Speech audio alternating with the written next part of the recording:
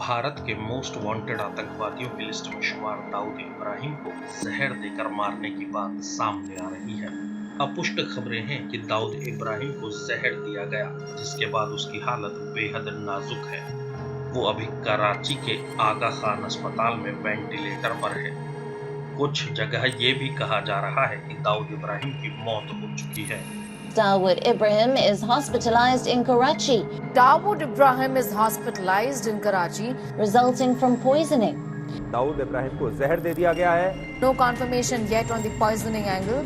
अब underworld don ventilator पर है या नहीं ये पता नहीं, उसकी मौत हुई है या नहीं ये भी पुष्ट नहीं हुआ, लेकिन ये खबरें जरूर आ रही हैं कि दाऊद इब्राहिम का समधी और पाकिस्तानी क्रिकेटर जावेद मियांदाद भी पाकिस्तान में नजरबंद है, या इसे ऐसे कहें कि जावेद मियांदाद के घर की सिक्योरिटी बेहद सख्त कर दी गई है। अब तक दाऊद और उससे जुड़ी किसी खबर की पुष्टि कहीं से नहीं हुई, लेकिन पाकिस्तान के कार्यवाहक प्रधानमंत्री काकर का एक ट्वीट जरूर वायरल हुआ। इस ट्वीट में काकर दाऊद इब्राहिम के प्रति संवेदनाएं व्यक्त करते हुए दिखाई देते हैं। हालांकि बाद में ये ट्वीट भी फर्जी निकला। काकर ने दाऊद इब्राहिम को लेकर ऐसा कोई ट्वीट नहीं किया था। दाऊद इब्राहिम लंबे वक्त से बीमार है, ये बात सभी को पता है। ये भी पता है कि वो किडनी से संबंधित किसी बीमारी का इलाज कराची में कराता है।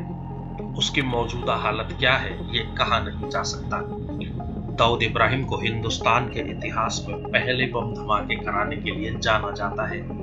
एक दौर में दाऊद इब्राहिम और उसका गैंग मुंबई में पैरेलल सत्ता चलाता था। दाऊद का नेटवर्क इतना बड़ा और इतना खुफिया था कि उसकी पहुंच मुंबई पुलिस तक थी, और एक वक्त में मुंबई पुलिस में होने वाली हर हरकत उसे पहले ही पता लग जाती थी। यहाँ तक कि महाराष्ट्र के कई बड़े नेता भी दाऊद इब्राहिम की जेब में बताए जाते थे। मुंबई में 12 जगह बम धमाके हुए थे।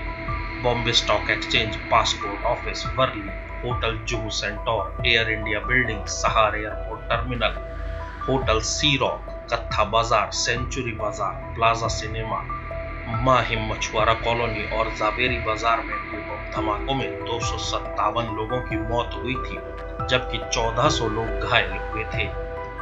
12 मार्च 1993 को सभी बम धमाके दोपहर 1:30 बजे से 3:40 के बीच हुए थे। होटल्स में धमाके करने के लिए ब्रीफ केस बम का इस्तेमाल किया गया, जबकि कुछ जगह कार के बूट स्पेस में बम रखकर तो कुछ जगह स्कूटर में रखकर बम ब्लास्ट किए गए थे। इन धमाकों में दाऊद इब्राहिम और डी कंपनी का ही हाथ सामने आया था। हालांकि दाऊद इब्राहिम इन धमाकों से 6 साल पहले ही मुंबई छोड़कर भाग चुका था। एस हसन जैदी अपनी किताब डोंगरी टू दुबई में लिखते हैं, 1986 की एक रात मुंबई पुलिस की क्राइम ब्रांच ने डी कंपनी के हेड ऑफिस मुसाफिर खाना पर छापेमारी की, लेकिन छापेमारी से 10 मिनट पहले ही दाऊद इब्राहिम फरार हो चुका था। कहा जाता है कि दाऊद इब्राहिम मुंबई से निकलकर पहले दुबई पहुंचा और कुछ साल दुबई में रहने के बाद उसने अपना ठिकाना पाकिस्तान के कराची में बना लिया। दाऊद इब्राहिम के मुंबई से फरार होने के पीछे कुछ पुलिस वालों का हाथ बताया जाता है। ये भी कहा जाता है कि दाऊद नकली पासपोर्ट के जरिए मुंबई से फरार हुआ, क्योंकि उसका असली पासपोर्ट मुंबई पुलिस के पास जब्त था।